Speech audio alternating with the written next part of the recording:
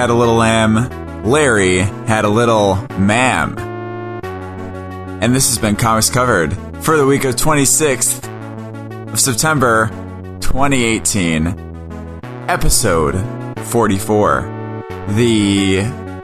What is 44? 44 is double 22, which is double 11, which is double 5.5. So ha. Yeah. You struggled a second there when you realized that last one wasn't an even number. Tomatoes. Here on Comics Covered, we talk about comic books and the world around them, those industries, those movies, those games, those TV, and we'll also talk spoilers. But we will swear to warn you about them.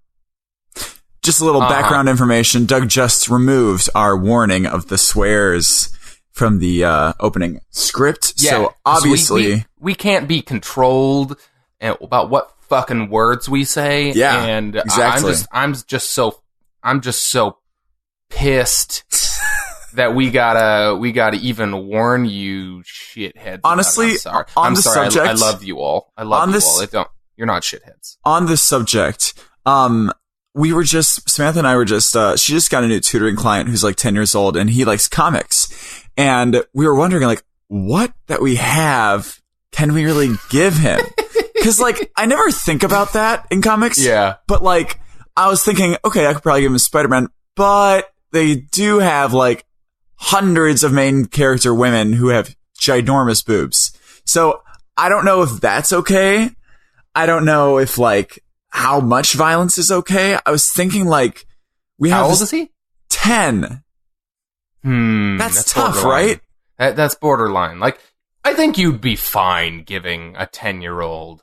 Like, you're talking about the Dan Slott Spider-Man stuff? Yeah, but they have big boobs. You know, they're very voluptuously but, drawn. Like, it's not like they're actually naked. Like, I know, but it's like every single woman is, like, drawn with huge... Am I lying? No, you're not. It's literally every single one. It's hysterical. I know. It's pretty ridiculous. I like Humberto Ramos. Anyways, I like his art quite a bit, but yes, he has a tendency to draw the women in his comics. So funny. I've talked about an unrealistic manner. I've talked about my Heroes in Crisis parody on here, right? Don't recall. Where instead of a crisis center for like for superheroes to go for like PTSD and anxiety and all their problems, you'd have a chiropractic center for female superheroes to go to because they have back problems from the huge boobs that they have and all the acrobatic shit they have to do. Mm-hmm. I think that'd be I would read that cover to cover. That'd be awesome. But in any case, I'm here with my co-host Tug. Yep. And he knows something I don't know. Did you say your name already? Oh, I'm Jack. I just assume everybody knows my name now because I'm like famous, you know? Yeah, you're pretty internet famous. I'm Jack Paul. I don't think that's true, but okay. Jake Paul, isn't that a famous guy? I don't know. It's like okay, whatever. It is true. I am Doug. Yes. And I'm the person who got Jack into comics. Yeah. That's why we're doing this show. So as a result of that, yeah, I know a little bit more about comics. That was a good deflection. We should write that in. Uh-huh. And I, for example, know a certain character that Jack might not know. And I've got some images for him here if you want to tab over to them. Okay. This part is still a little not unsmooth. We got to figure out a way to get into this character. I'm clicking on it right now. I have some images that Jack should put his eyeballs on and scan them up and down and give me some thoughts and feelings and reactions and observations. Okay. So my first reaction is, please give me thoughts and feelings and observations and reactions and however else I said it in that order. Civil War, Solomon Grundy. Okay, sure. I mean, I can see that. It's Frankenstein. It's legit Frankenstein, but with a sword and like old-timey guns. Like, I wonder if it's Revolutionary War or Civil War. Probably Revolutionary War, actually. Is this like an Abraham Lincoln zombie, like Frankenstein thing? There's not an Abraham Lincoln thing in here, but there is definitely, I mean, like, I definitely think the feeling of, like, being a, like, 1800s or earlier, like, soldier uniform is purposeful. I don't think it's, like, specific to, like, because this is what this character wears currently, I will say. Or, he's in the present day? I'm not sure if this is actually his current costume, but he was wearing it very recently. He's in the present day. He does live in the present day. That's okay. That's a little weird. He also lived. Also, he doesn't wear pants. Way back when, I will say that. Is he wearing He pants? does wear pants. Yeah, those are pants. Are those white? They're really tight. I can't tell if they're jeans or if they're, I mean... Why would this guy wear jeans? Are they tighter than, say, any other superhero's pants? No, but they are tight and they look like jeans. And stuff. I know, but the wrinkles and stuff makes it look like it's a material that's not spandex. That's a choice by this artist, whatever that is. I don't think he's necessarily supposed to. Let me see if I can find another image of him. Also, if this is a Frankenstein sort of character, he has the stitches all up and down, which means that they stitched on, parts of the body and skin. Am I wrong? Yeah, I mean, he's composed of many parts. How do they find two super jacked arms like that? Okay. I will tell you, this character has been around for a very long time. So you think he got, like, regular arms and then built them up? He probably was built as just a regular old person. How does exercise work when you have dead limbs? How does coming back from the dead work when you're a man stitched together from many body parts? Honey, I'm just talking about, like, it's dead tissue. Like, you can't build more dead tissue, And if he had, like, noodly arms when he started, I don't know. But the tissue is alive now. It was brought back to life.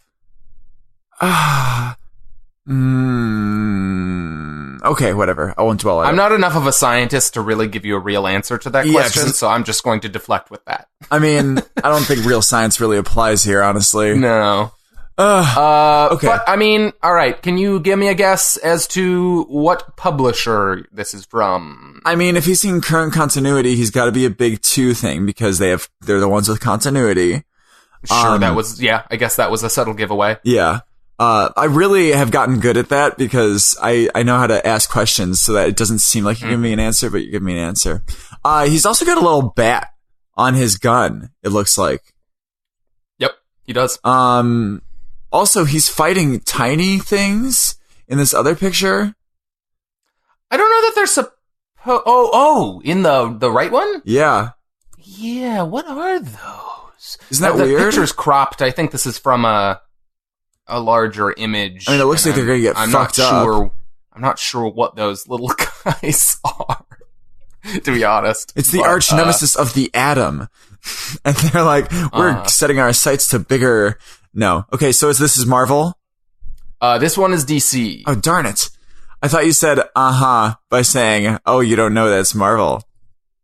See? Try to get a subtle thing there. Nope. Okay. DC. That makes more sense anyways. Is his name like Franken-Soldier? Well, okay. You're overthinking it. No way. Zombie Soldier. No, buddy. No, you're really overthinking. He's just Frankenstein? He's just Frank. God damn it. God damn it. It's not even Frankenstein. It's his monster. Oh, and this is just like a general kind of like little pop culture kind of knowledge thing. Can you tell me who created Frankenstein? His parents. No, like what writer created Frankenstein? Not Percy. Mary Shelley. No, it was Grant Morrison in the series 7 Soldiers of Victory. Oh, does it say Comics on the thing, like, first appearance? Yeah. That's hysterical. No, on this page I'm looking at, they say, creators, Mary Shelley, Grant Morrison, and Doug Mahnke. As if Mary Shelley and Grant Morrison sat in a room together and created him. Why even put Mary Shelley? Like, well, I mean, you do have to give her credit for, just give her, only give her credit then.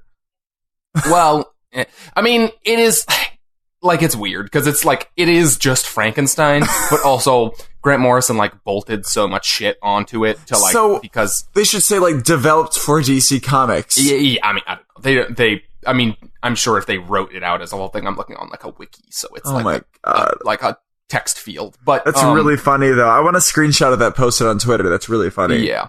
But yeah, so this is I mean, Frankenstein's monster. Frankenstein. They just call him Frankenstein. That's annoying. Which is annoying, but also, like, whatever. I'm a huge fan of the Universal monster movies, especially for Frankenstein. And it used to be a thing that would really bother me when people would refer to him as Frankenstein. But also, like, who gives a fuck? Everyone just calls him Frankenstein. I guess so. So, honestly, I logic it in this case as, like, people called him Frankenstein for so long, just like the movie character, that he eventually just, like, went like, fuck it, whatever, I'm Frankenstein. You know what'd be amazing though? Considering their relationship in that original book, I think it'd be really cool, like, plot line to go through, like, that he hates being called Frankenstein, but everyone does it anyway. Like, he hates having the name of his creator who he despises, you know? It's probably addressed somewhere in this comic version. But, did Grant Morrison write these comics then? Okay, so, this version of Frankenstein was introduced in Grant Morrison's series Seven Soldiers of Victory. And it is... I haven't read that series. I really want to. But he is a character who works for an organization called SHADE. SHADE, like SHIELD. Okay, great. It stands for the Superhuman Advanced Defense Executive. That's so... These acronyms. Like, I get why they want to do acronyms and fun acronyms and shit, but god damn it. Like, at some point... But anyways, yeah, he was recruited into it by the Bride of Frankenstein. Who, by the way, has 4 arms. What? What does she have 4 arms? She's a 4-armed Bride of Frankenstein super spy. Is she actually his bride in the comics? I mean, okay, so yeah, on this wiki I'm looking at, which is the fandom wiki for DC. Yeah. The first sentence on his origin is, after events which parallel that of Mary Shelley's novel Frankenstein or the Modern Prometheus. Okay. And then it goes on to tell, like, what happened to him after.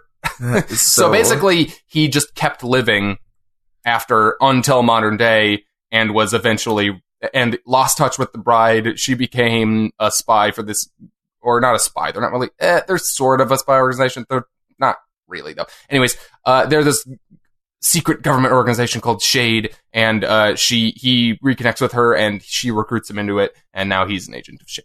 Like a bunch of shit happens in between, but that's basically the broad strokes. Did SHADE put another 2 arms on her, or is I don't know that that's explained. Like, we're just supposed to think that she had 4 arms in the original book? I assume that's the implication, but I don't know that it's addressed. Damn. So my introduction to this character was Jeff Lemire in the beginning of the New 52.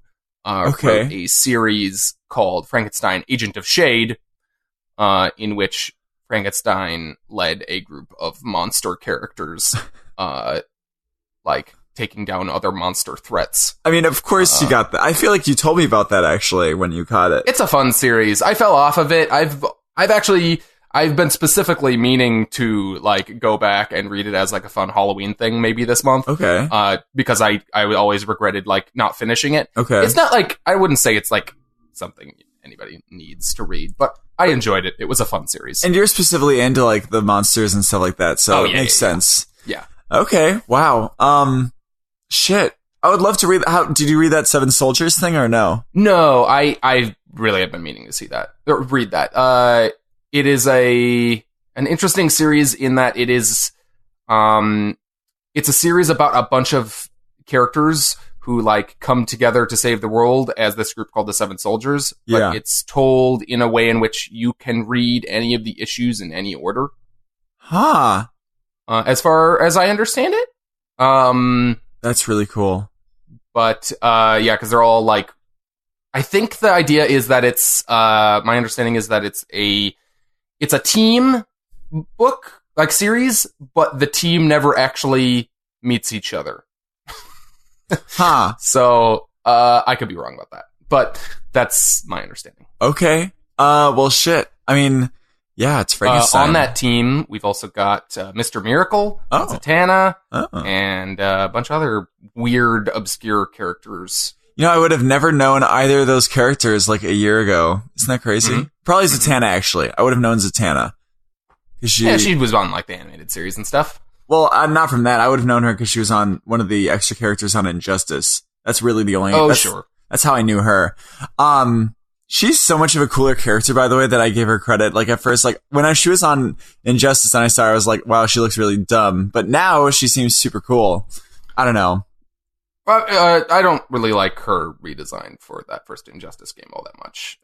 She looks like she's, like, doing a kid's birthday party. I don't know. Yeah. I don't know. Whatevs. But this is awesome. Good character.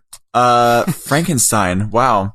Okay. Frankenstein. I really Agent of Shade. I really want them to delve into him not liking the name of his creator being thrust upon him. Because I think that's...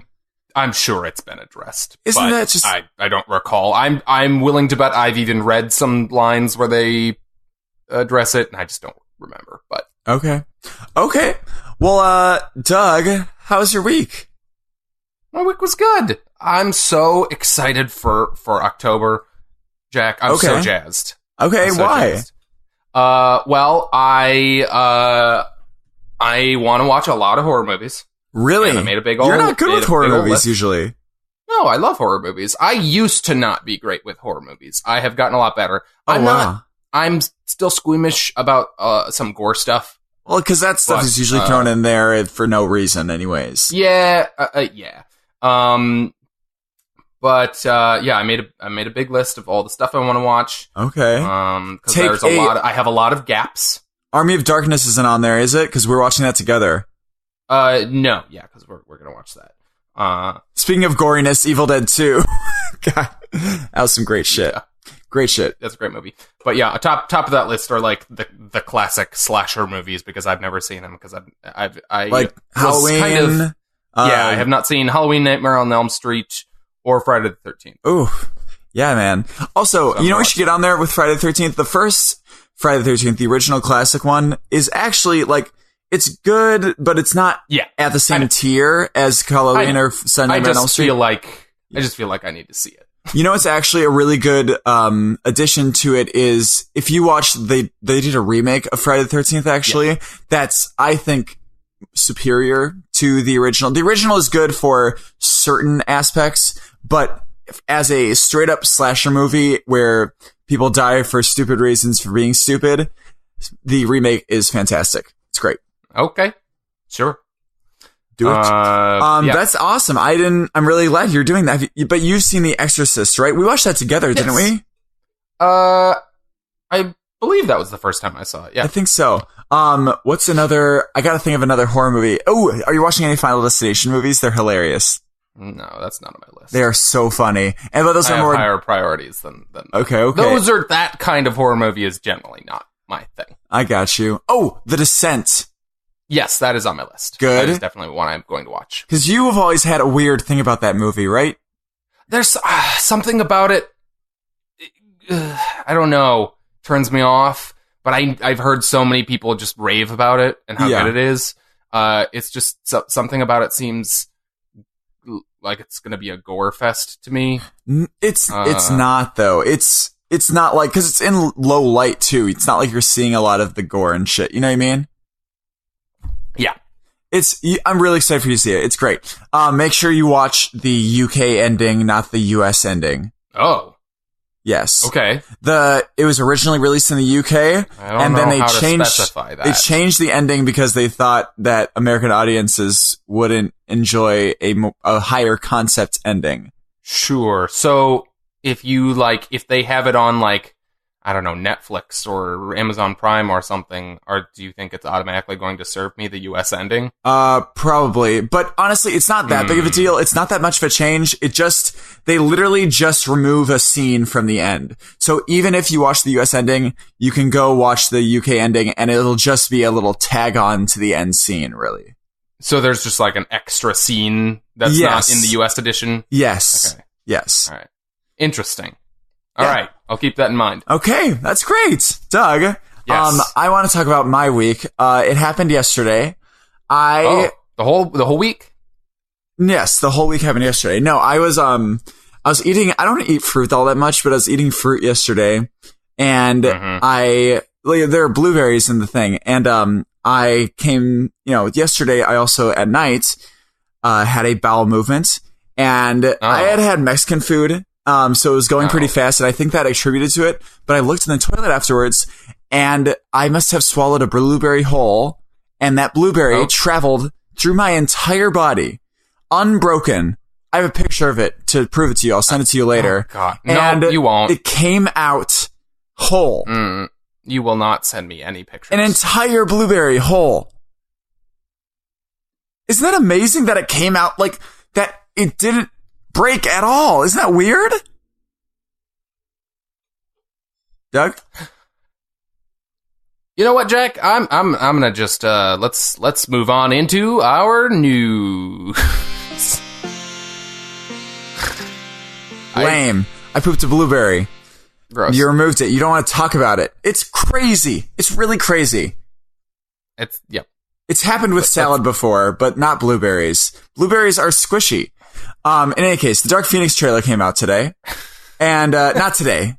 A few days ago. Wednesday or Thursday? Someday. I don't know. Fox was like, bro, you released Captain Marvel. We're gonna release Dark Phoenix. It's gonna be amazing. And it was, whatever. Okay. Dark Phoenix. I guess that movie's happening. It's coming out. Yep. It'll probably be the last Fox movie to come out. This trailer was fine. I mean, it looked better. I mean, I thought Apocalypse looks great too. Yeah. Whatever. What do you think about it? Anything specific? You haven't read Dark Phoenix at all, right? No, but it's sitting on my nightstand. It's been there for a while. It's on your nightstand? Jesus. Yeah, I have a trade of the Dark Phoenix saga specifically. Damn. Do you have the run? Do you have any of Chris Claremont's run like before that saga actually starts? No. I just want to read like the best stuff, highlight stuff. Like there's so much fucking X-Men stuff. I know. Apparently, it's all good though. It's very long, and like yes, if I really like this, and someday maybe I'll go back and like read the whole thing. But I just want to like dip my toe in. Okay. With, like the big stuff. Anyways, yeah. I mean. It looks fine. I don't know. I continue to be frustrated with them shoehorning Mystique onto the team. I think that she's going to die at the beginning of this movie. There's a lot of her in this trailer, though. Like, tons. I feel like, I don't know, just part of me feels like she's going to die in the beginning of this movie. Also, I was very upset. Someone, okay, I do not recall what the here, I'll try to look up the word. The word? Is it a pronunciation thing?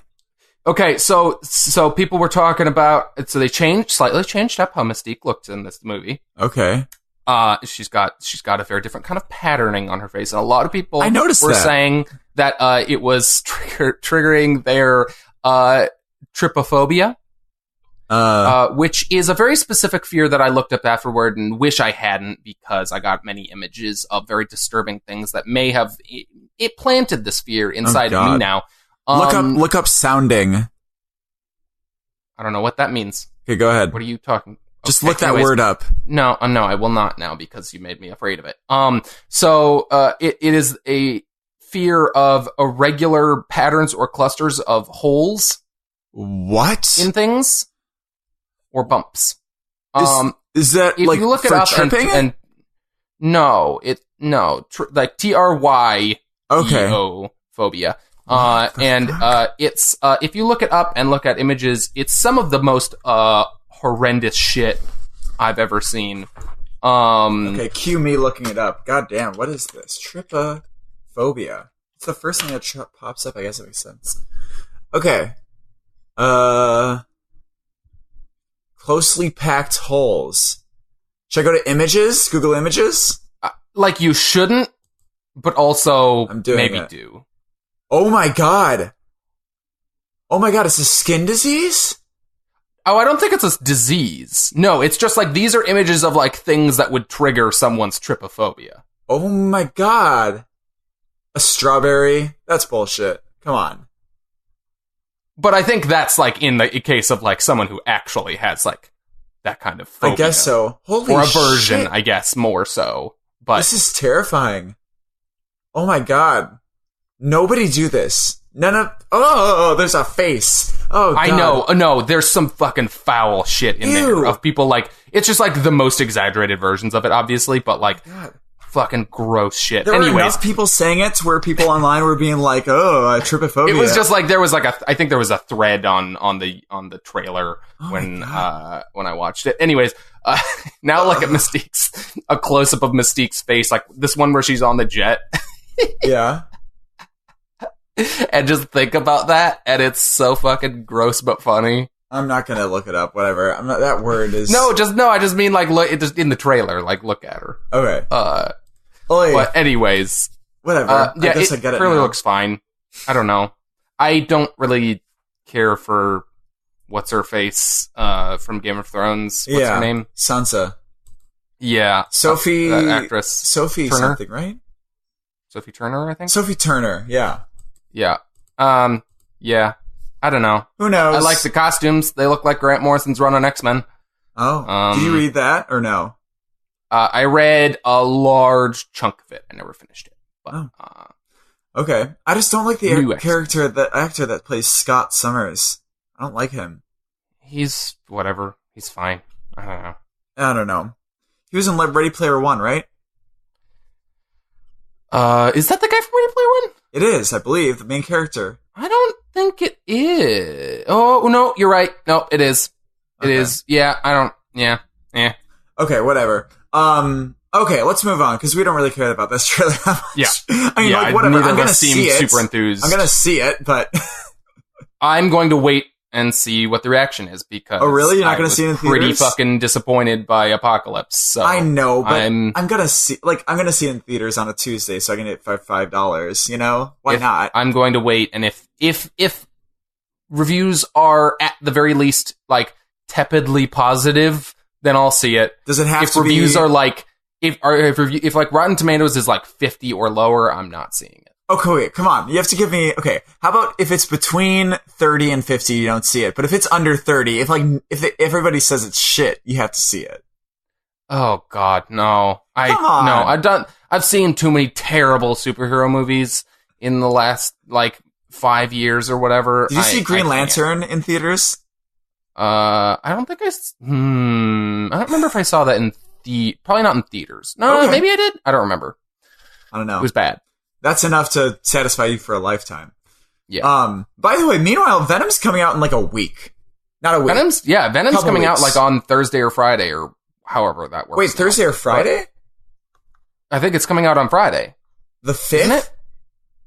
Isn't it?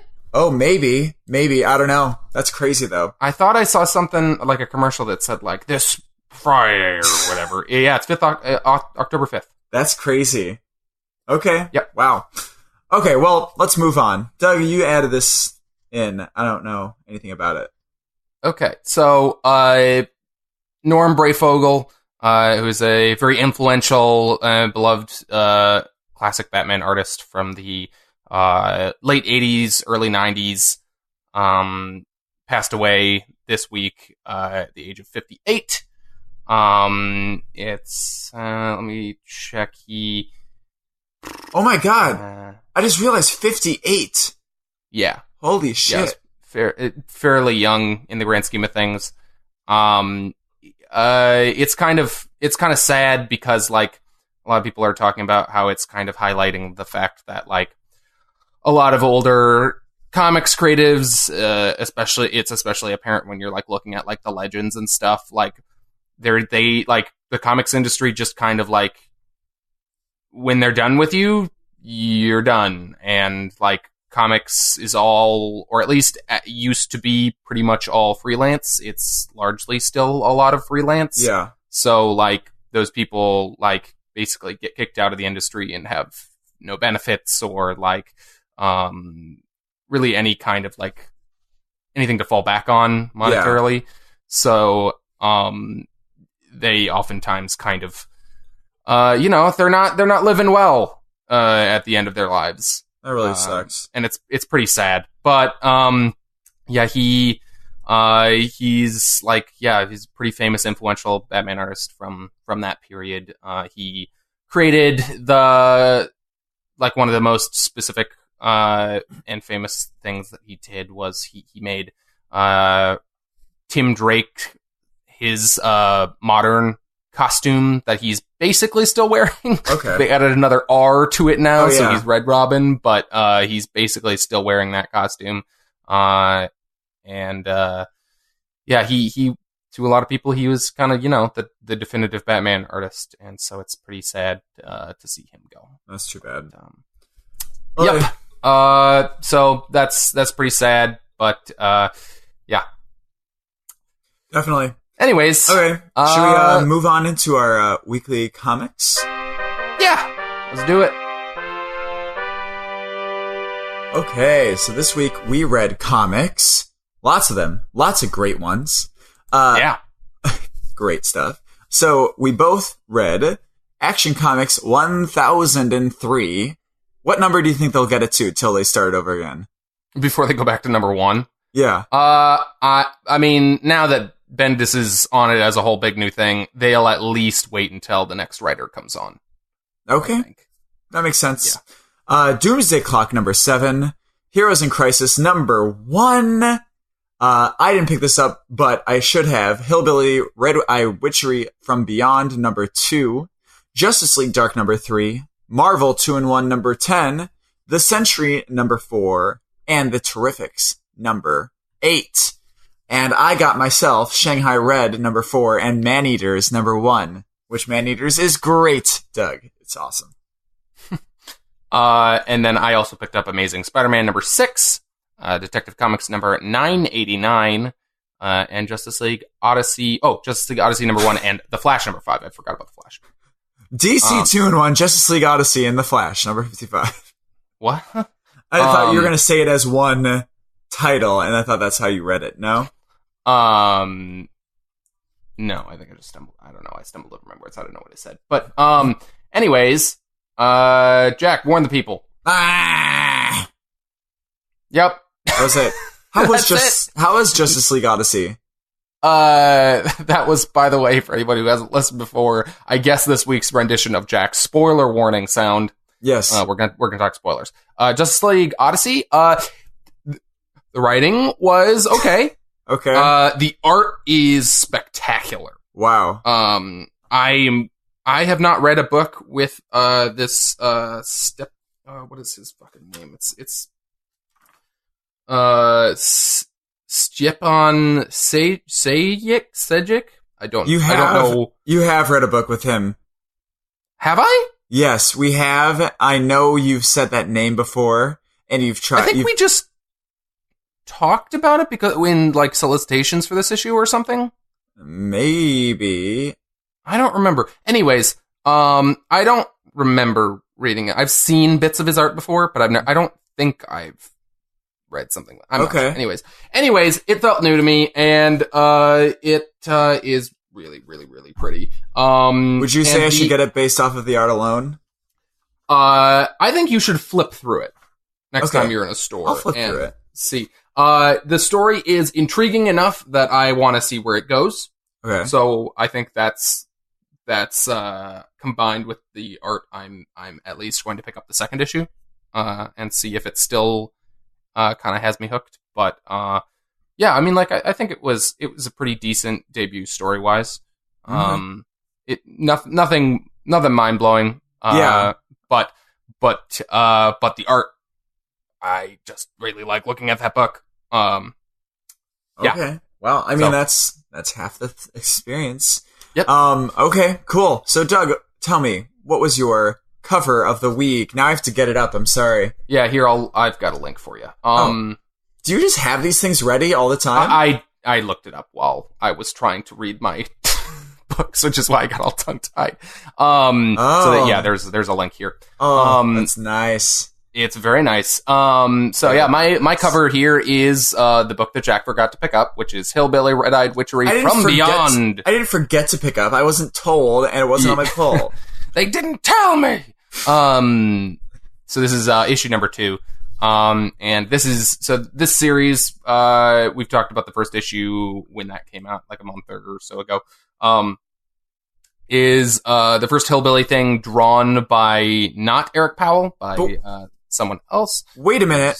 Is this cover done by Eric Powell, though? Yes. Okay, yes. that's what I was He did the cover for the first one, too. But that's what I was going to say, is that he's still doing the covers for this. So this cover is drawn by Eric Powell, drawn, colored, everything, you know. I assume the colors are by him. Anyways. So it's just it's a big image of the main character of the Hillbilly series, Rondell, readying the Devil's Cleaver, and he's all black and white, kind of sepia tone, and then coming up from the bottom are all these gnarly, hairy, like, demon alien hands. Yes. They look more demon-y, but in the series they look a little bit more alien-y. Okay. From space. Anyways, these monster hands coming up with all their claws, and they're kind of like this deep blue, and then there's red like coming up, and it's just like, I really like the contrasting colors on this cover, the use of like this feeling of it being like very monochromatic on the top, and then the contrast with all the red on the bottom, and then that subtle blue that like still maintains this feeling that it's just black and white and red, but while giving the hands this weird feeling that they're not quite right for that either. Yeah. Like they don't quite belong with what's going on. Yeah. Yeah. Wow. And I just, I was looking through my covers this week and I was like, I'm not sure what my cover is. Oh wait, there was a Hillbilly this week. I can always pick a Hillbilly cover because I fucking love, I can't not look at an Eric Powell illustration and his line work and ink work and all of that. And also, just enjoy it. We don't talk about this that much, but I love the lettering on this too. Oh yeah, Eric Powell loves him some very campy, like 50s, 60s, sci-fi horror typography. Mm-hmm. Like he loves like the posters and stuff from that era. That very kind of like almost carnival barkery kind of like. Yeah. Especially like even including the title for this Red-Eyed Witchery from Beyond. Like he loves that shit very clearly. Yeah. And always works it into his covers and his books. So I mean there's lots of motion. He's like dashing off to the side and like it feels like he's about to swing. And that he's avoiding them, you know. Like he's about to cut off all their arms, all their demon arms. Yep. How was you liked this book still? The art on the inside you liked still, and I still really like the art. I know you were not sure about. I was just a little weird on like how I think he was drawn specifically. I think you were just taken aback because it's a very, very different style. Maybe from Eric Powell. It didn't bother me. I really like the style of this book. I know that Rondell looks slightly different, but it doesn't look wrong to me for the character. Okay. I enjoyed this, like that you got a lot more kind of plot developments in this book. It was pretty plot light in that first one. It was mostly set up. Yeah. They had like the egg thing, right? And something was coming out of it, or right? Yeah, there was a big egg thing, and a bunch of monsters came out, and this like weird Viking lord dude. It was very strange. Basically, he was like the leader of this town or whatever, hired Rondell to go take care of the monsters, and he was framed basically for stealing this king or mayor or whatever's this Jarl's. Well, I'm excited to pick this up. His sword. That'll be good. What now? I'm excited to pick this up this week, so that'll be nice. Yeah, it's fun. Like, it's like, I don't know that this series is going to be anything like that's going to give us like a lot of deep character work with Rondell or anything. Yeah. But it feels very much in line with the kind of like spin-offs that you get with like Hellboy. Okay. Just like, this is just it's just like a fun side story of him like dealing with this mystery and these monsters, and like it'll be a nice contained story. Yeah. Read at any point in your experience with the character. Hillbilly Volume 2 is my next book after I'm doing Starman right now for my outside of the weekly book comics. Nice. So I'm pumped. You're doing the first omnibus volume of Starman right now. Yes, I am. Lent from you. Thank you very much. Mm-hmm. It's great. Yes. Maybe we'll talk a little more, but probably not. Hillbilly. So, okay, Doug. Oh, also, before I do my cover of the week, can you tell me, Action Comics this week, isn't that an homage? You said that, and it definitely looks like it could be. Doesn't that look very specifically posed? Familiar, though? It does.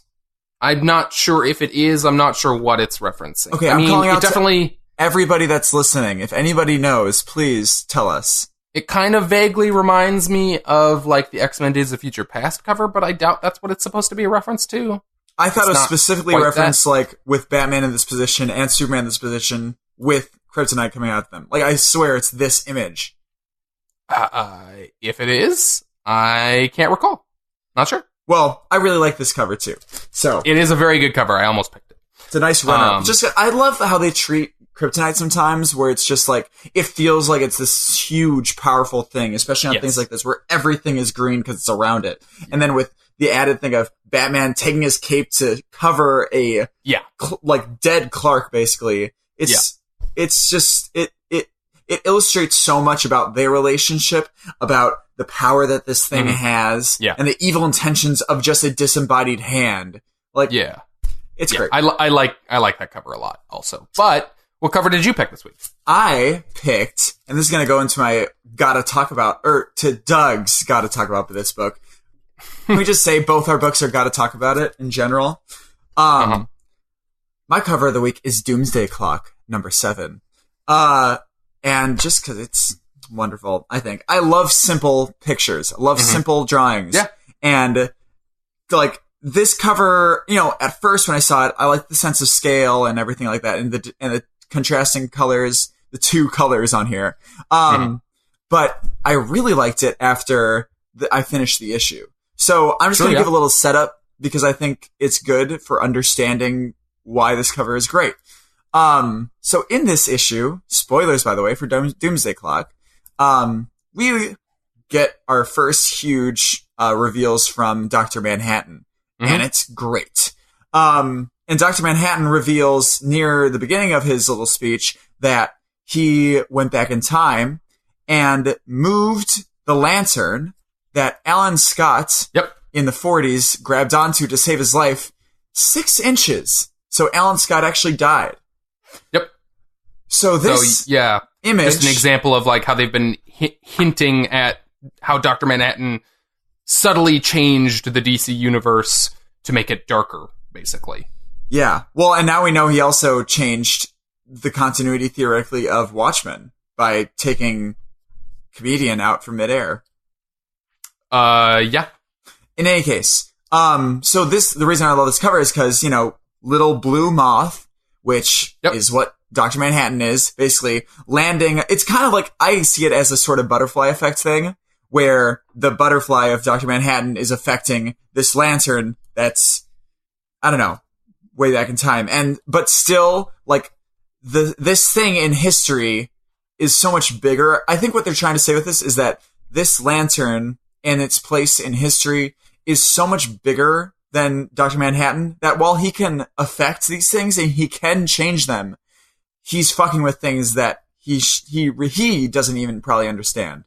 And that is gonna go back on him. Just like how they were saying, like, people, like, moths flying close to the big blue light and stuff like that, which I get that a big blue light usually signifies Dr. Manhattan, but I think Dr. Manhattan is the moth, Well, I think that is the image they were going with before, this idea of the moth being drawn to this blue light, and getting hurt, which seemed like it was this idea that like if they're hunting for him, like they're gonna get hurt, they're gonna get burned, metaphorically. And this, to me, is a reversal of that idea. Yeah. Now we're seeing Dr. Manhattan here is the Moth. Yes. And he's drawn to this light of the DC universe, and it could end up burning him, Yes. He talks in this issue about how, like, part of the reason he's here and messing with things is because he looks into the future when he's in this universe and he can't see anything. Yeah. Past a certain point. So he's not sure what's going to happen. And I think that's fascinating to him, is the impression I'm getting. Yeah. No, definitely. And he's trying to, like, experiment to see, like, okay, if I do this, do I see stuff now? If I do this, do I see stuff now? And it's just... He's experimenting, with the universe and changing things. Just to finish off my cover thing, though, a sense of scale, that thematic background after reading the issue, the difference in colors is all the reason. The source of light coming from the bottom, like, it's just all reasons that makes it such a nice, succinct, thematically driven cover that I love. So, that's my cover of the week. And it's also... I like how, like, without the context of the issue, it's a nice image, but you don't quite know what you're looking at. Yes. Without, like, reading the series or reading this issue. Like, you can see the Moth, but, like, what is this thing he's on? And then you read the issue and we know because, we read the last issue, but, like, if you're not reading this series, you might not know, and then you read the series and you recognize it instantly as, oh, that's the Green Lantern. Yeah. Yeah. But, cool. Cover of the week. Let's gotta talk about this. So I reread, I know it's you gotta talk about this, but whatever. I reread all of Doomsday, all of Watchmen and all of Doomsday Clock actually before this issue came out. And boy, it was great. Like rereading Doomsday Clock to this, like I feel like it's a great place to do it as well because of the place the characters are all in. Like we just got a big scene where all the characters we spent any time with have been in the same room talking about big shit happening. And I was so happy that I got to do a reread to like make sure I knew all these characters, status quos, and places before now we're dealing with the shit, Mm-hmm. So, yeah. And, just huge shit. And so I guess the last thing that he sees before he doesn't see anything else is Superman coming up pissed the fuck off and punching him. Yeah. Yeah. Which is a scary image. Yeah, we are, so this series, I guess we didn't set this up before, if it hasn't been clear already.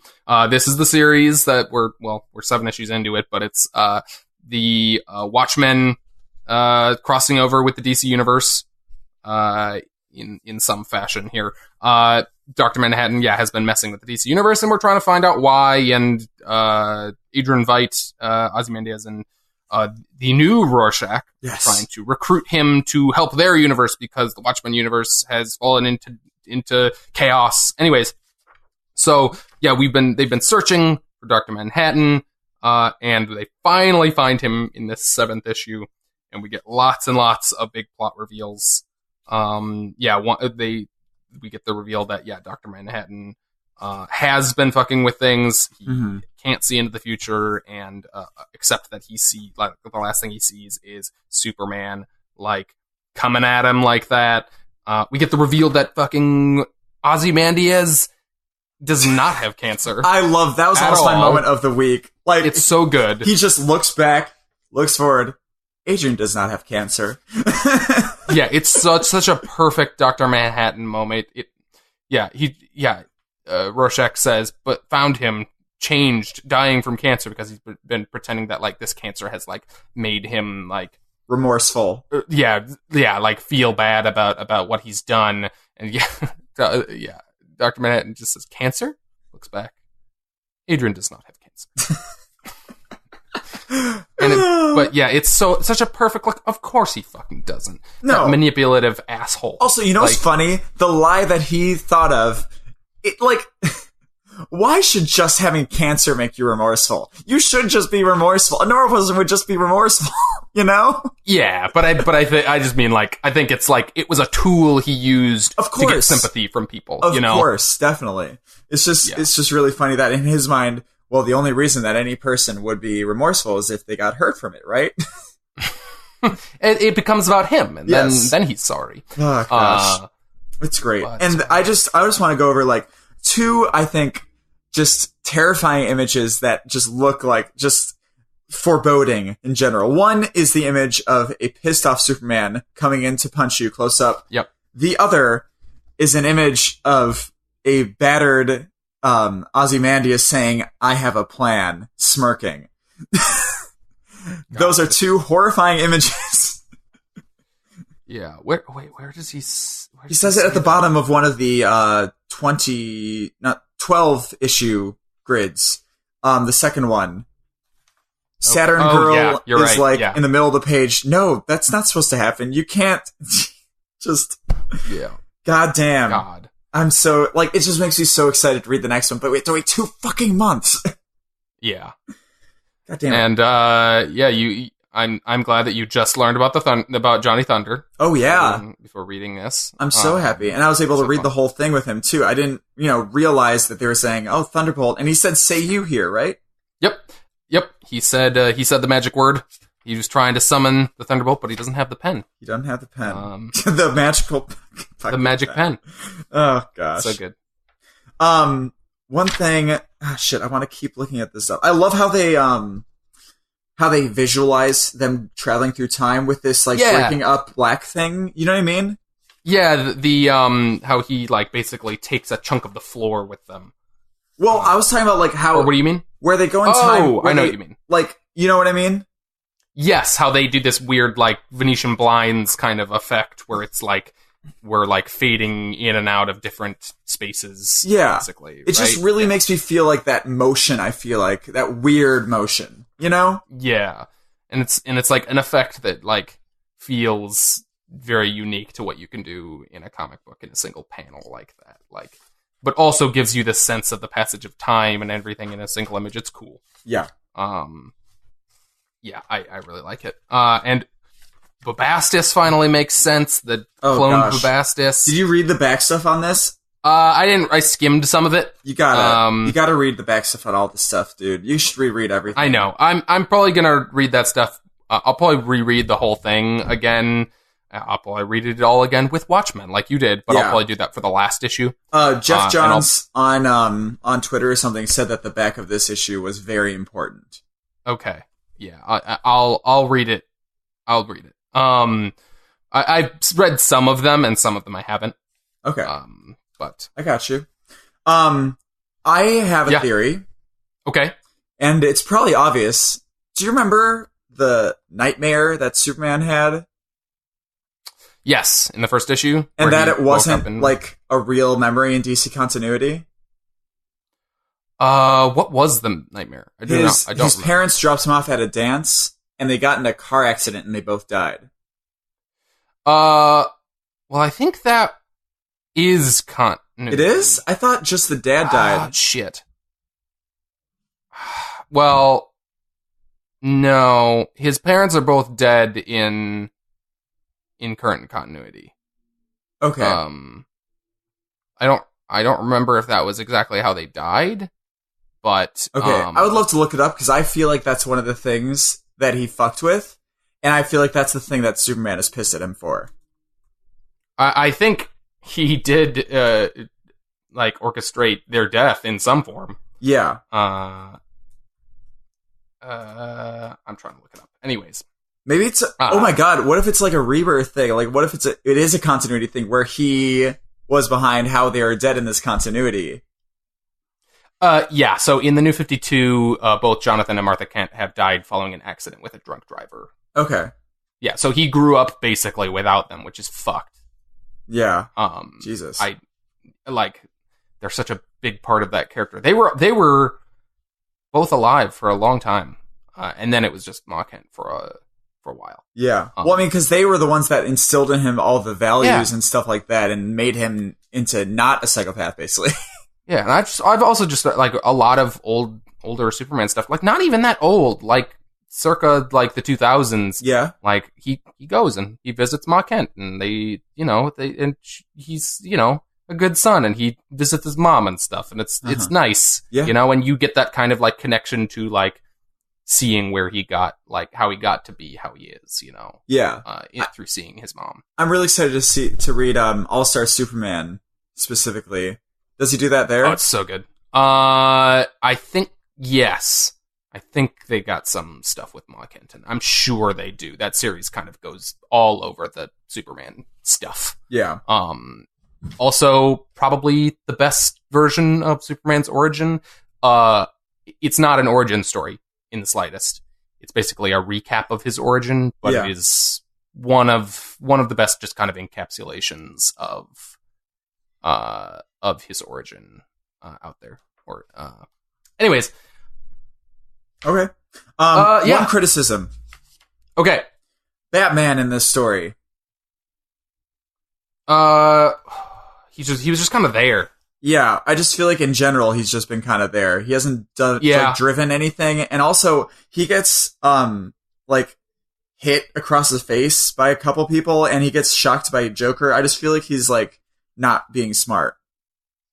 Yeah, I mean, to this point, it hasn't really been a whole lot about the DC side of things. It's been mostly about the Watchmen side of things. Yeah. And they're just kind of existing here. So he hasn't really been all that important of a force in the story as of yet. I think Superman is going to be a much bigger force in the story once he enters it. Yeah. So yeah, I think, it is a little disappointing to see him not interact a whole lot or in any real meaningful ways with these characters. And he honestly doesn't seem like he's not doing like Batman stuff, you know? I don't think that he's like out of character. But yeah, he does seem maybe slightly less competent than you normally would see from him. But it didn't seem like wrong to me necessarily. I don't know. It didn't bother me all that much. Okay. Anyways, cool. We can let's move on to what? Your book that you got to talk about this week. That only I got to talk about because... Yes, only you. I don't want to talk about this at all. No, this is a book we were waiting for very, very eagerly for. Yes. For a long time. By Tom King and The Clayman. Mm-hmm. Which, by the way, fucking Clayman.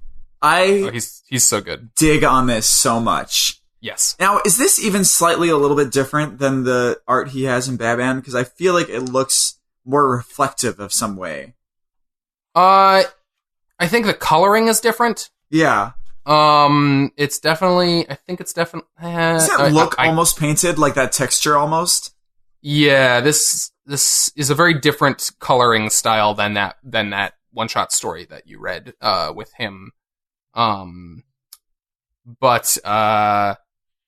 yeah, it's very good. We're talking about Heroes in Crisis, though. Yes. Just so everyone knows. Yeah. But so what is this book, Jack? This book. Well, no, I set up the other one. Go ahead. Okay. So Heroes in Crisis is, a series by Tom King and Clayman. And it is basically... It's interesting how we just kind of jump into it. Yeah. Because... they don't really do a whole lot to set up the status quo before we're thrown into... I was expecting more of like, here's what this place is before we got into it falling apart. But I'm very interested to hear if someone hadn't been following all of the news and other hints at this in other books and stuff, like what they would even describe this book as. Yeah. Or like what they would understand. But kind of from our knowledge from outside this book, we know that this is a book about the big superheroes, namely Batman, Superman, Wonder Woman, have created this place called Sanctuary, which is a place out in, they said rural Nebraska. Oh, I didn't catch that.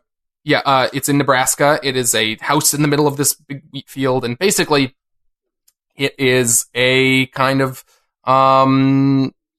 help center. It's like a not trauma center. That's not the right. That's more like medical health. I mean, right? It's a mental sanctuary. Yeah, it's a mental health facility. Yeah. Basically, for superheroes. Mm-hmm. So it's for characters in the DC universe who have dealt with post-traumatic stress or with other kinds of emotional trauma to come and get help. And we don't really get anything other than this very beginning of this book.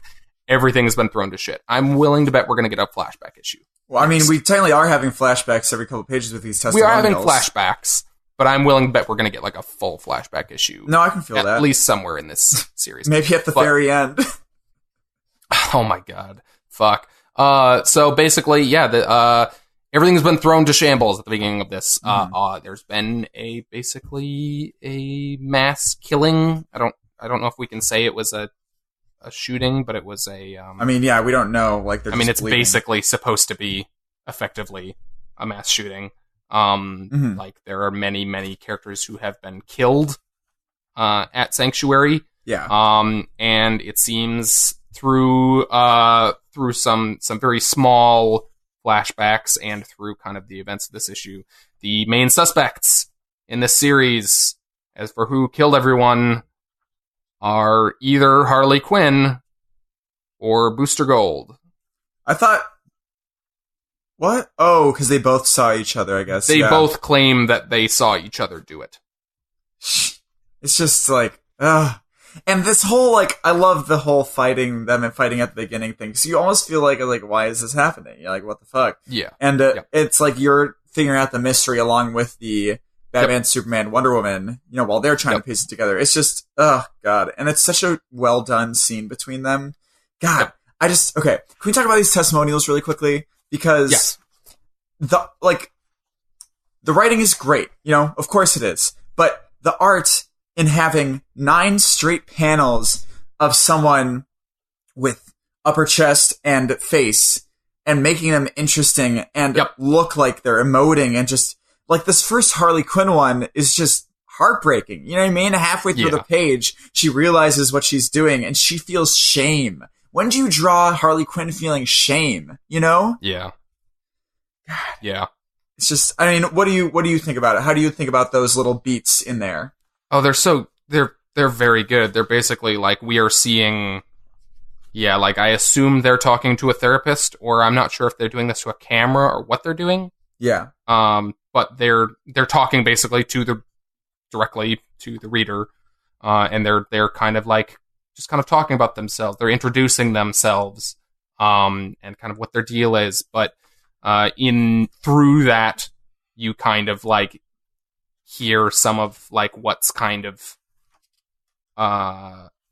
upsetting them. What is kind of getting at them. Like what kind of, you get hints at kind of what their emotional distress is. Yeah. And you get some big characters like Harley Quinn, and you also get some smaller side characters who, through the events of this issue, you learn have been killed. Yeah. Arsenal was sad. Yes. That's sad. They fucking killed. They fucking killed Wally West. And Wally West, yeah, that was seems like Jesus under the radar. I mean, like they dwell the most on that one visually. Yeah, but like, it's still, feels like generally fairly glossed over. It's fucked. Like I wonder, like they didn't give Wally West a testimonial. Yeah, I kind of hope that comes later. Personally. Maybe it will. It might. Yeah, I'm also curious. You would think these are permanent in this series. I mean, it's fucking comics. They'll probably bring half these characters back anyways, the big ones. Yeah. But, like, I wonder if in this series, any of these characters... Like, fucking Wally West? Yeah. I wonder if that's... God, like, that... It's so...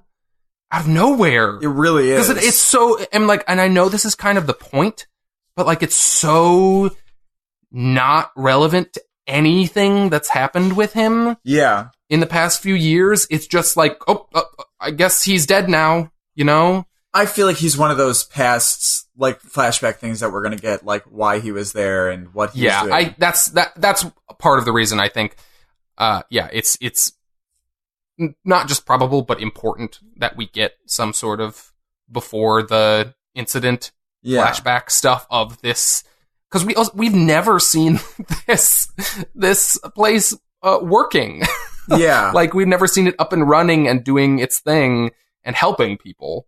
Or maybe it wasn't helping people, and maybe that's the part of the issue or whatever. I mean, I don't know. We need to see that. Part of my hope is that we have some time being devoted to, like, maybe someone like Wally West or someone at the sanctuary before all this happens sees something going down or senses something in some character that they see something wrong, and they're trying to figure out the mystery before this happens, paired with like them trying to figure everything out after the fact. Yeah. But like, I mean, I think it was helping. Like, they make this reference to the puddlers are all dead, and how that's a term for, like, what is it? They skim the molten metal, remove the impurities so the iron can be strong. Like, I feel like it was working. I just feel like they don't want them to remove the impurities, someone like this. I don't know. Yeah. It's just so. Yeah. I'm so it's hard whelmed, to tell, you know, like, where it's going to go from here. I'm so happy. It really lived up to itself, you know? It did. It's hard to be excited about this series because it's so fucking, like, it's so grim. But, and I've got some torn feelings in my head. Okay, like what? Some of the stuff, like, there has to be a swerve, and it has to be neither Harley Quinn or Booster Gold. It can't be. It can't be. Like, that's... I'd almost see it with Harley Quinn. But it would just undo so much of the development they've done with that character. Yeah. Over the years. And then also, and like, I think I would absolutely hate it if it was Booster Gold. That has, like, nothing to do with his character at all. I think it's definitely a swerve. It's got to be someone manipulating them. It has to be. Like, it's a mystery, right? Yes. Like, it can't be the first two suspects we bring up. Now, what would you say to someone, what if someone was manipulating the actions of both people? That'd be pretty fucked up. I would like that a lot more than if Booster Gold all of a sudden decided to mass murder a bunch of people. Yeah. With, like, no precedent for that. So why does he even do we have him walking through the store? He's already in the store, in the restaurant at the beginning, kind of cut up and bruised. And so is she. She has her, like, jacket cut up and everything like that. So we don't get the context for why either of them survived or whatever, because I think that's part of the mystery. Is like, like, they're the only two who survived. Yeah. So, like, of course they're the two suspects. As far as we know, they're the only survivors right now. I'm not sure. Definitely. But yeah, so much tension in those early scenes with Booster Gold and her, where she's like ambushing him at this diner, but then slowly just, like, she eats a whole piece of pie and is just talking to him. By the way, I love this line because she always called the Joker pudding, right? Mm-hmm. She says, I hate great. Pudding. It's like, it's one of those lines that just, it's so good. It's just so good. It's so... Yeah, so she says, can I tell you a secret? Or, because the waitress offers her, we got pudding or we've got the peach pie. And she says, I'll have the pie. And then she says to Booster, can I tell you a secret, Goldie? You promise not to tell? And he promises, and she says, I hate pudding. Which is, it's like funny and fucking sad. Yeah. You know? Of course. It's like, because it's reminiscent of all the trauma that she's been through. Her entire role in comics has been her in her traumatic state. You know what I mean? Yeah. Yeah. It's just, yeah. I don't know what else to say. Like, I'm so happy with the art as well. Like, with his, inks and stuff and everything like that. With these colors, I love these colors. I really want to look up who does them because it's, Tomeu Morey. Yeah, it's the credits in the beginning. It's Tomeu and then Morey. Okay. Tomeu Morey. Okay. And so artist That's means my guess at how he would pronounce his name. that Clayman did the sketching and the inks, right? It just lists him as artist. They don't have like pencil or inker broken out. So yeah, he did all the line work. Mm-hmm. I don't know what else to do. Like, I don't know. Yeah. It's so good. I mean, we can move on into this book had my panel of the week. Yeah. Wait, I'm sorry. By the way, there's a little section where there are crows eating someone's dead flesh. Oh God, yeah, Jesus. Is that a Hawkman or Hawkgirl? Because there are white wings or white feathers. Shit, I don't know. You know what I mean? We don't get a reveal of that body ever. No. I think... Oh, no. It's Blue Jay. Oh, that's Blue Jay. Does he have wings too? He shrinks. If you look at the close-up of the crow, with the big thing, like bit of flesh in his mouth, his mask is hanging there because he shrinks. Oh, I see that. Oh my God, so that's his whole body. Yes. So I assume he must... You don't see a full body shot of him in this testimonial. He must have feathers. Oh, yeah, I realize it's on the next page. Oh, that's gross. It's so fucked up. Okay. Jesus. Yeah. Indicative of exactly how emotionally crushing and yet poignant this series is. There's a character in here that they reveal is dead, a purposefully chosen obscure DC character named Hotspot. Mm-hmm. He talks in his testimonial about how he has a catchphrase, which is, "I'm just warming up." And then on the following page, Superman is on the ground. Wait, I'm sorry. That he is Can we talk about this? Like, the only reason he uses and develops that catchphrase is because people remember catchphrases. Even if they don't remember you, they'll remember your catchphrase. Yep. So go on, Doug. Ugh. Yep. So he says he confirms Hotspot's death, and then he's talking like telepathically or over comms or whatever with Batman and Wonder Woman as they're traveling to meet him there, because he's the only one there right now. And he's standing over Hotspot's body, and he says there's a thing he would say, wasn't there? And then we get a big, wide panel of Superman. We get the sanctuary house in the far background, these big storm clouds in the sky, and Superman kneeling in this wheat field. You can't see his body anymore because it's down in the wheat. Yeah. The Hotspot's body. But you can see Superman kneeling over him, and he says, "I can't remember." Mm-hmm. And it's this big, wide shot, and it's just the most fucking, like, it's like getting me again, just like looking at it. It's like, I don't have any context or connection to this character at all, and that's what's so fucking sad about it. 2 pages. And that's the point, point, you that emotional relevance, you know? What now? 2 pages, and you have suddenly have this connection to this character and this moment that you feel so emotional with. Like, it's just such great writing, you know? And it's using the obscurity of this character to emotional effect. Yes. Which is something I don't know that I've ever seen. Right? Yeah. Like it's so sad that this guy died and nobody really cared about him. And no one's going to remember when he was alive. No one's going to remember him. Yeah. Superman can't remember, and he's very clearly upset about that. Yeah. Like, Superman is distressed by this idea that, like, this person they were trying to help died, and he doesn't basically remember him. Mm-hmm.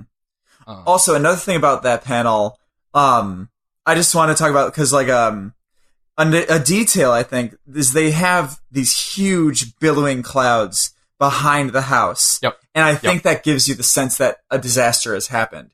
Even if there's not like a big fire or something, these huge billowing clouds, it looks like smoke coming from the ground. Yep. And it just signifies this is a terrible thing that's happened. You know what I mean? Yep. So. Yep. God. Yeah. Yeah. I'm slightly anxious about how dark this series is in terms of like bringing like some really messed up shit into this universe. Yeah.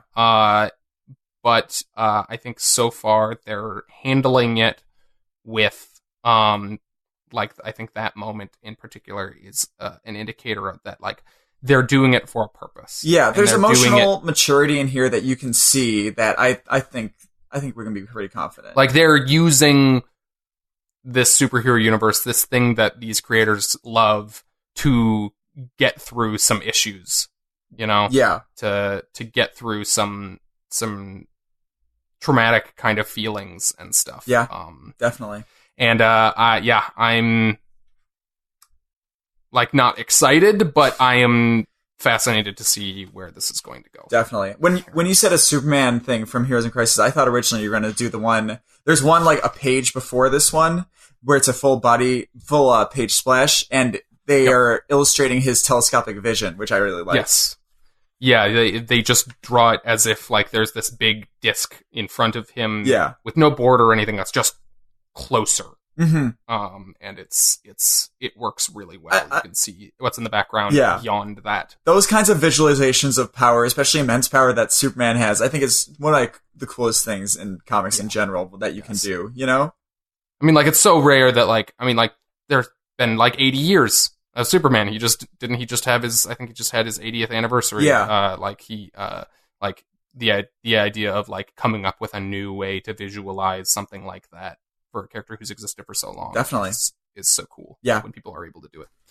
What was your, panel of the week? Was it a panel or was it panels? It's kind of panels. First of the week. First of all, really quickly, my runner-up was Sentry, where in the Sentry, Bob Reynolds is kneeling, and it's a full-page splash of him kneeling in front of the Void, sort of giving in. And I was thinking, like, because it makes sense now that Bob Reynolds has been put in the situation where he's with the Void, as opposed to the Sentry being as with the Void. So I just thought that was a really cool image.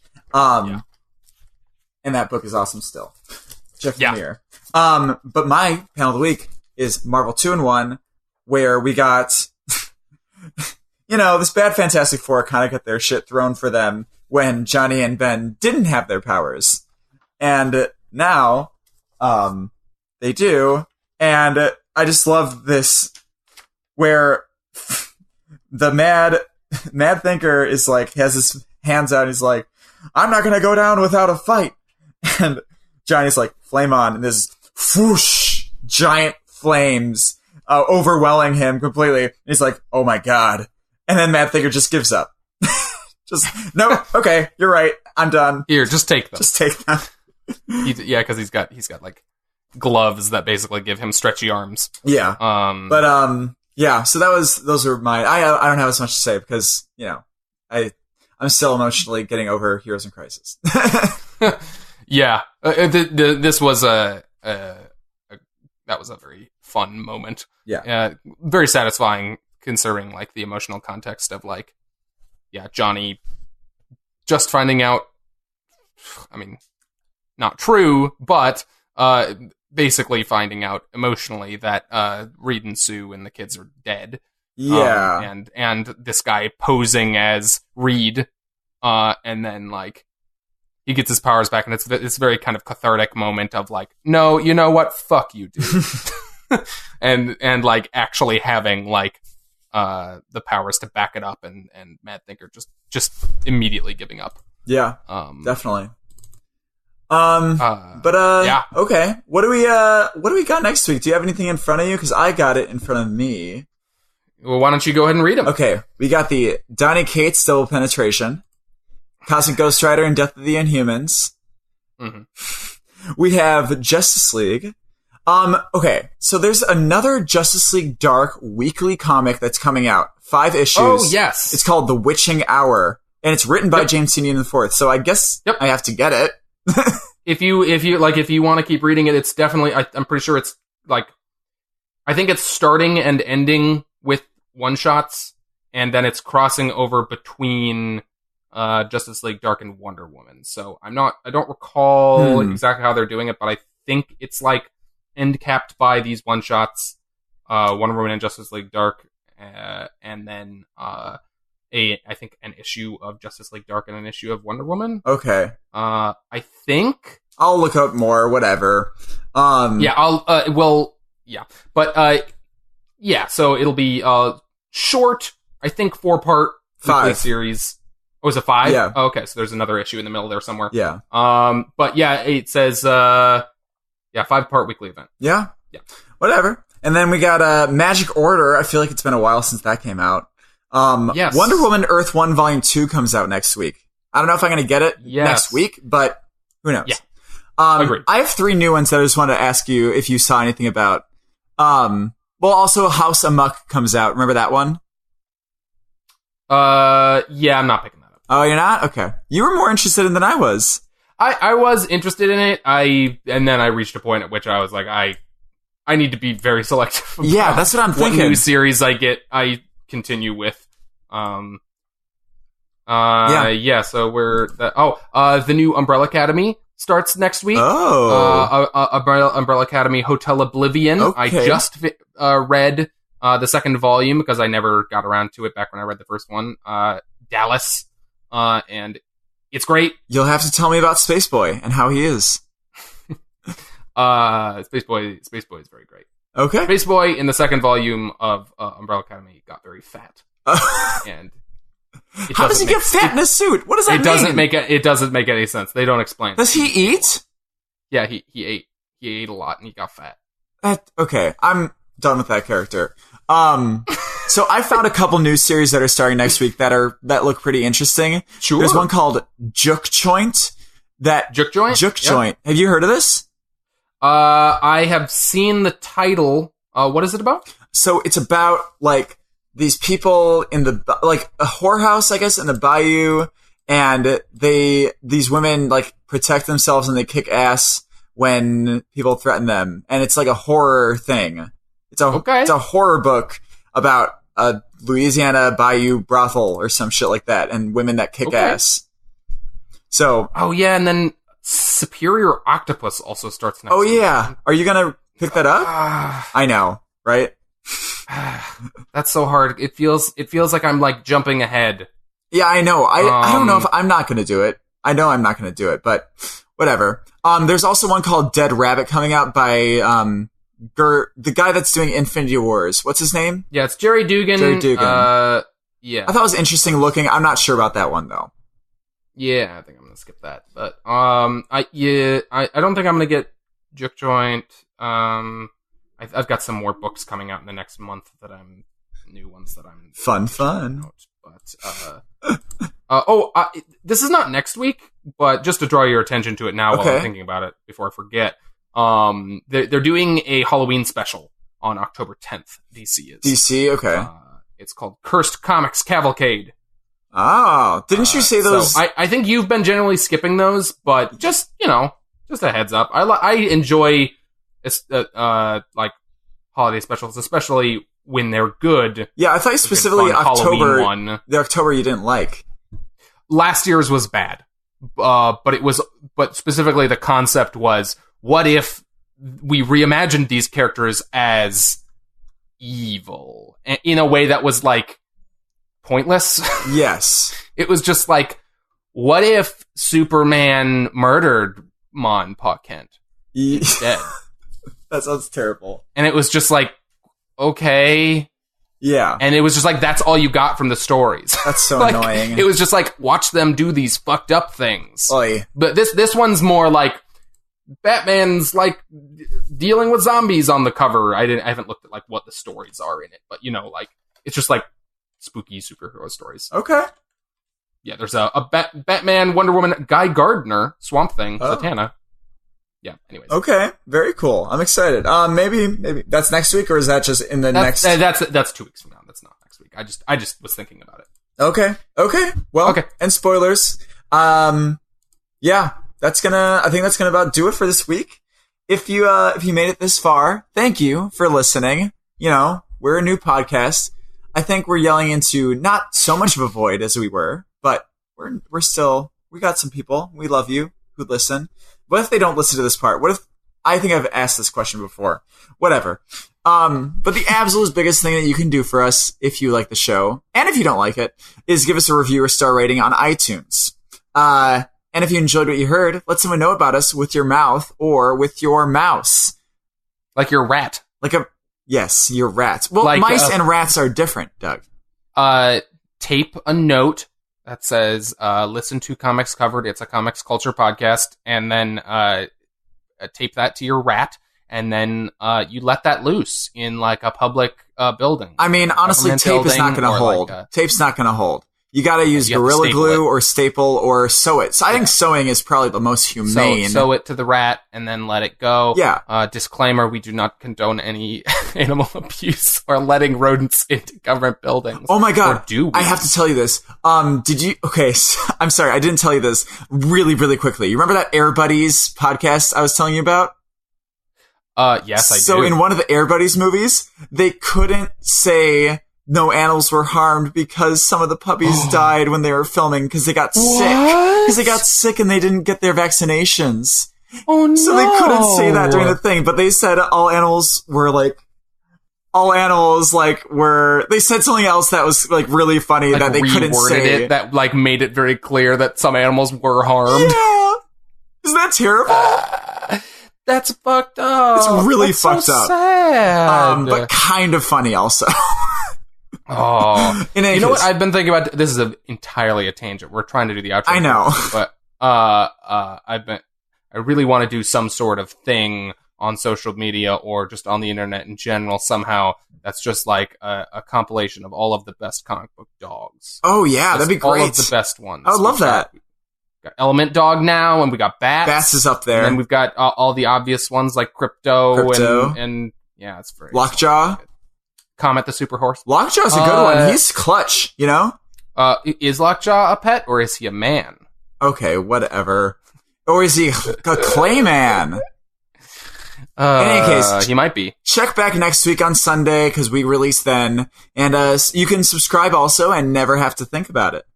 Mm-hmm.